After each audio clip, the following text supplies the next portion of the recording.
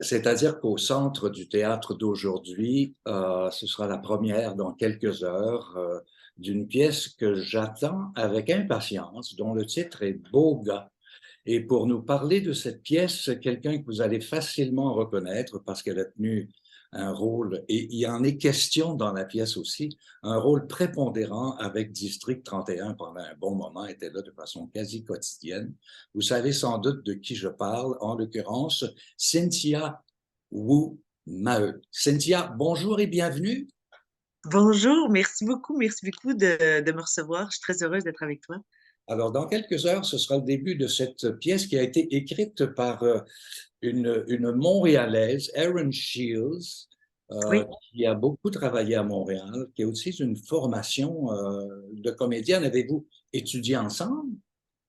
non, non, on se connaissait pas du tout. En fait, on s'est rencontrés la première fois à la première lecture où il y avait toute l'équipe de Surreal Theatre qui ont fait traduire le texte pour que ce texte anglophone-là soit joué par une équipe francophone. Ouais. Et là, on Oui, vous voit en ce moment en lecture, en préparation. C'était oui. les premières heures. Alors, raconte un peu cette rencontre initiale.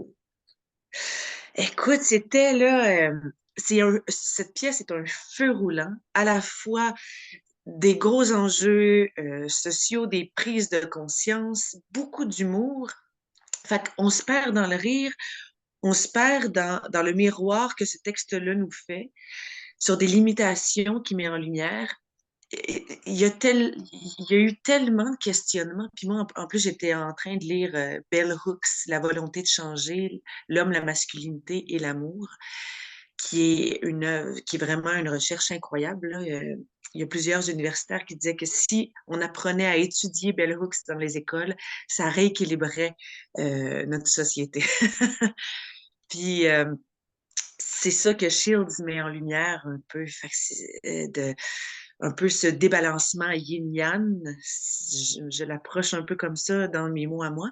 Ou sinon, l'énergie débalancée masculin-féminin dans une société un peu patriarcale, toxique, qui maintient autant l'homme et la femme dans des rôles qui les détruisent.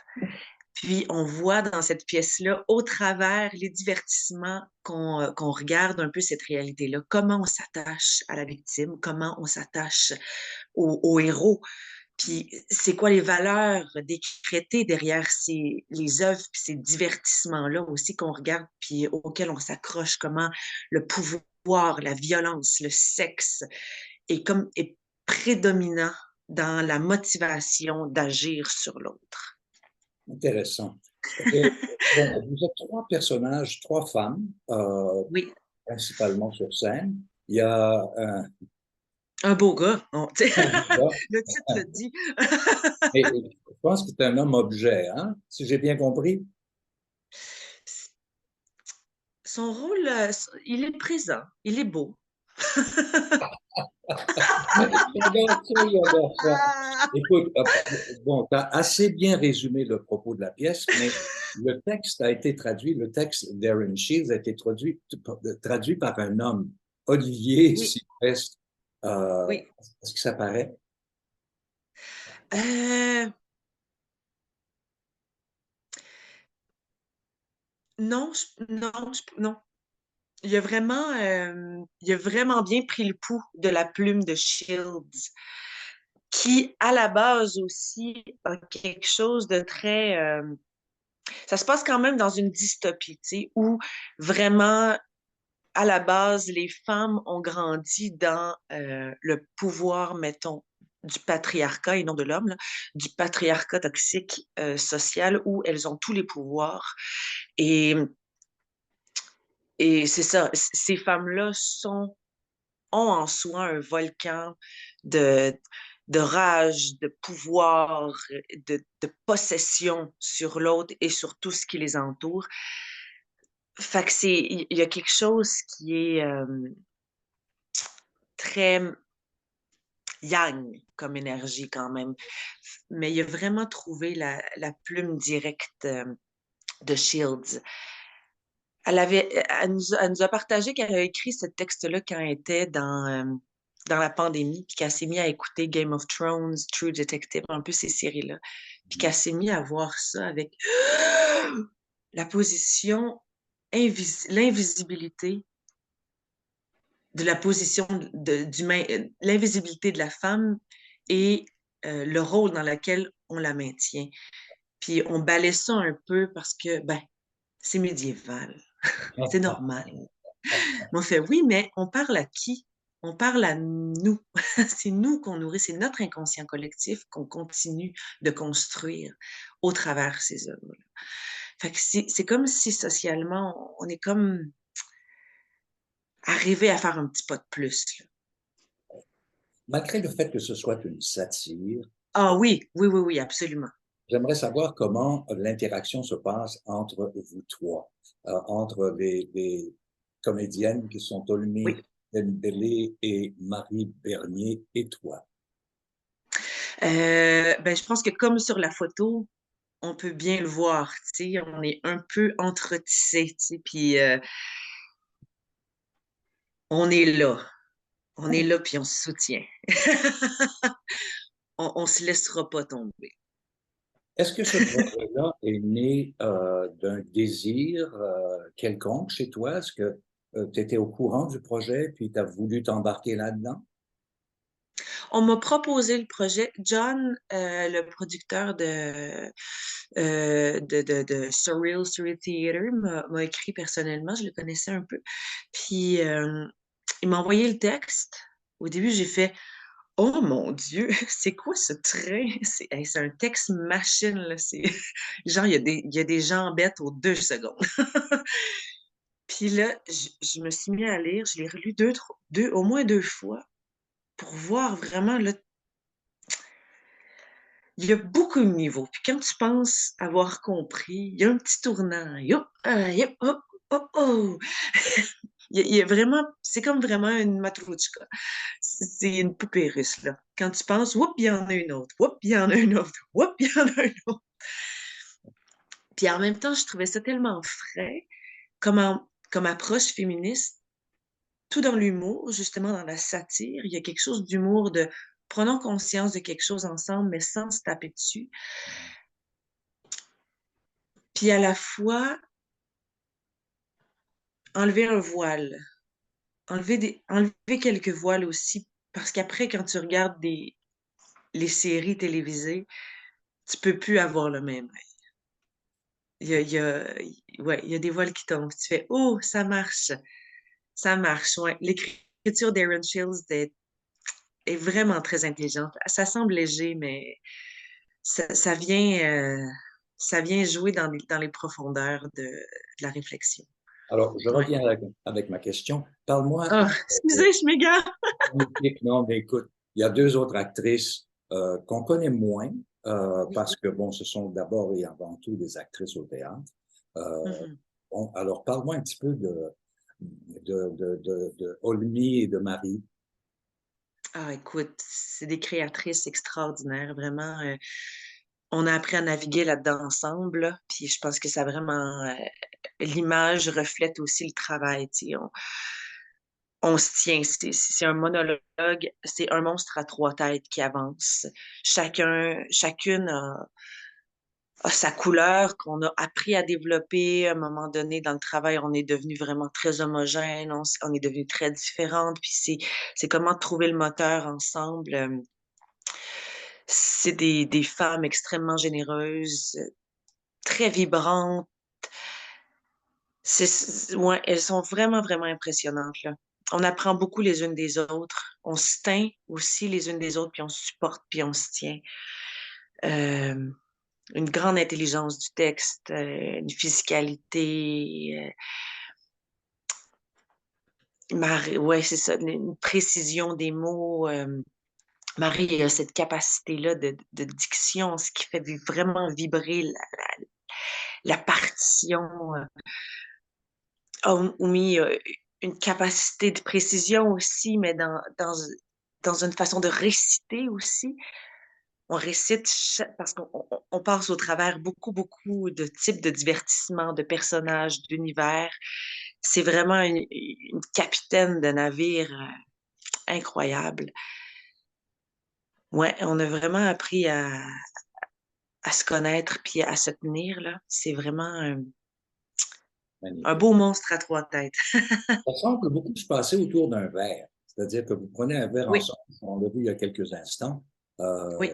Je sais que c'est probablement du thé, là, mais en même temps, l'alcool a cette capacité de délier les langues et d'ouvrir le discours. C'est sans doute un peu ce qui se passe. C'est un peu ce qui se passe, mais c'est présent sans l'être. Fait qu'il y a vraiment aussi ce questionnement-là de nos agissements sont aussi notre responsabilité. Je pense qu'il y a aussi cette marche-là dans la réflexion qui, l'alcool est là, mais c'est pas au premier plan. On n'est pas dans Donc, Who's il y a- Virginia Woolf, là. non, c'est ça, c'est ça. Il y a quand même de cette réalité-là parce qu'il y a un peu cette vibe de speakeasy, puis c'est présent, ces gens-là boivent. Mais on n'est pas en train de... les actions posées sont aussi euh, la responsabilité de chacune des personnes qui est présente. C'est pas... comment je pourrais bien dire ça?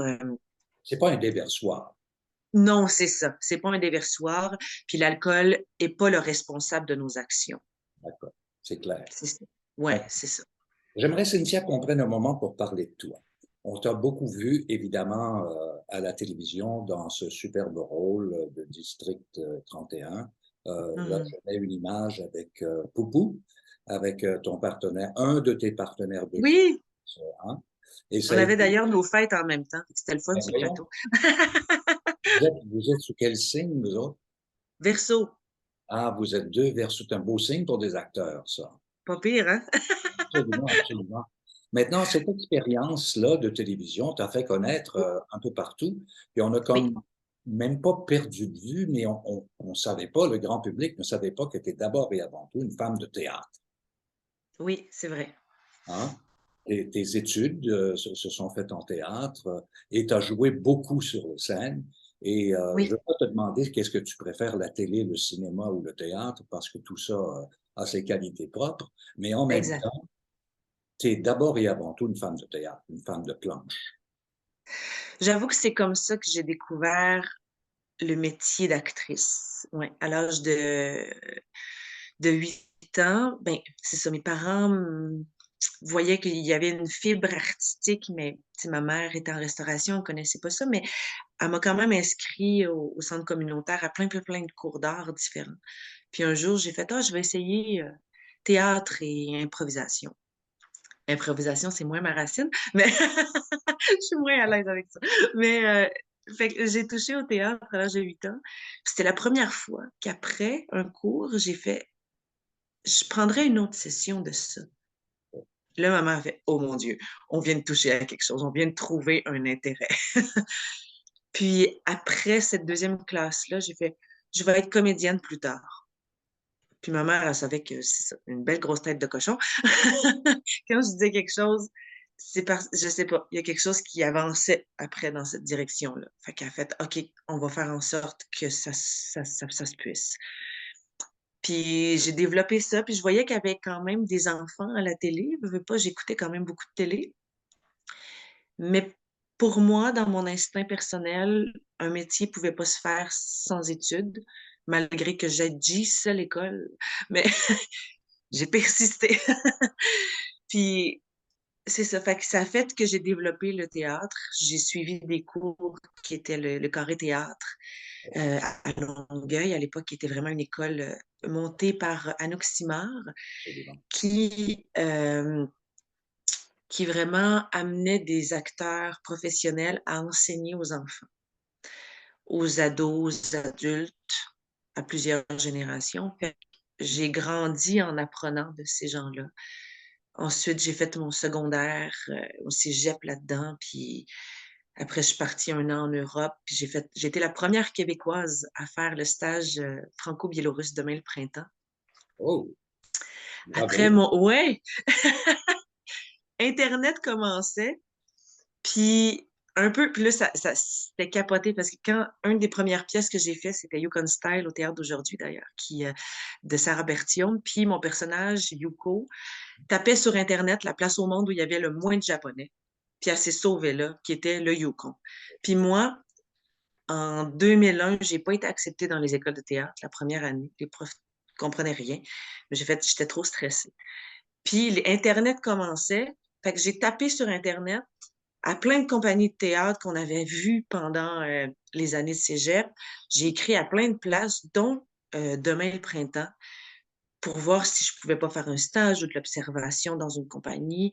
Puis le premier à me répondre, c'était Demain le printemps. Puis il n'y avait jamais eu d'étrangers avant. C'était juste des Parisiens ou des banlieues de Paris, des Français de banlieue de Paris. Fait que c'est ça. Fait qu'après mon passage, ils ont comme traficoté des visas de groupe parce que là, moi, je suis restée près à la frontière. Mais j'ai fait le stage, c'est ça. J'ai comme ouvert, sans le savoir, la voie à beaucoup de Québécois maintenant qui ont fait ce stage-là, puis beaucoup d'étrangers, grâce justement aux Internet. Ça relie, ça, ça, ça fait disparaître des frontières. Fait que ouais, j'ai développé beaucoup le théâtre. Un rôle qui t'a marqué. Et là là, Il y en a eu beaucoup. il y en a quand même beaucoup. C'est fou, on dirait que chaque fois que je touche à un rôle, majoritairement au théâtre, mais en général, ça touche à quelque chose que je suis en train de faire grandir ou que je me questionne ou il y a un nœud sur moi qui est en train de travailler, puis ce rôle-là m'aide à, à sortir de quelque chose, tu sais, ou à dépasser une limite. C'est sûr que Yukon Style, Marquant. ouais, ça a été très marquant. Le rôle de C'était marquant Yuko, ou aussi pour de les Goldie. spectateurs. C'était aussi marquant pour les spectateurs. Moi, je l'ai vu, le Ah spectacle. oui, Puis, tout de suite, c'était une révélation. Tu sais, on s'est ah dit, oui, hein. cette fille, faut la voir partout, tu sais, puis en même temps, c'est ce qui s'est passé par la suite. Puis la télévision t'a happé. Puis là, à un moment donné, il y a un gars qui t'a happé, puis vous avez eu des enfants ensemble, et puis la vie continue. Donc, il y a une espèce de mariage quotidien et professionnel en même temps. Alors, pas inintéressant du tout, ça. Oui, Ça oui, développe, en effet. hein, ça développe des sentiments, des émotions, et ça ouvre des possibilités aussi parce qu'on comprend, à force d'avoir des enfants, comment ça marche. Tu sais. En fait, je m'égare. Je voudrais Mais tout. non, mais c'est au contraire, c'est tellement ça, tu sais, quand tu regardes un spectacle, quand tu approfondis l'art, ça fait un écho direct sur notre vie. Fait au contraire, le fait que ça fasse un écho à ce point-là aussi sur le cheminement que tu as dans ta vie, c'est, ça démontre à quel point l'art est primordial sur l'évolution de la société, puis de J'ai hâte de l'individu. te voir sur la scène. Là, Ah, alors, j'ai hâte de te voir sur la scène dans cette pièce Beau gars. C'est une pièce qui est mise en scène par Guermina Kerwin. Irmina Kerwin. Ouais. Oui. Alors, je te dis le mot de Cambronne pour la première. Je Hey, vais je prends tout ça. c'est Ça me rend bien une nerveuse. expérience théâtrale formidable, j'en suis convaincu. Centre du théâtre d'aujourd'hui, salle Jean-Claude Germain, du 14 au 2 avril. Les représentations sont à 20 heures, si je ne m'abuse. Peut-être qu'il vaudrait mieux 20h, je pense qu'il y en a quelques-unes à 19h30. ou vérifier sur le Puis, site du c'est Centre ça. du théâtre d'aujourd'hui pour Oui. bien sûr de son achat. Alors, merci beaucoup, Cynthia. Ça a été très agréable, cette rencontre. Et puis, Merci infiniment. merci. Bonne journée. Une bonne journée à toi.